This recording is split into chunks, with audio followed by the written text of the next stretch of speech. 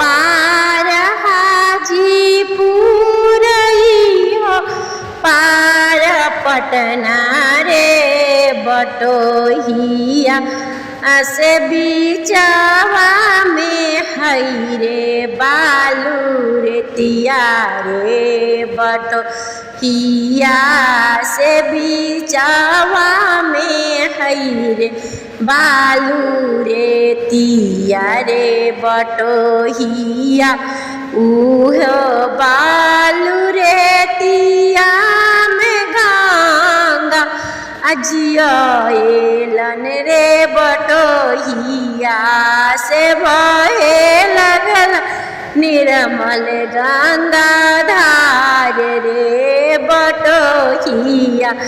से बहे लगलन गंगा धार निर्मल रे बटोहिया उहो गंगा धारावा में हमहू निहैली के रे बटोहिया से तोरे गइलै पूरा परिवार अरे रे बटोहिया से तरी गइलै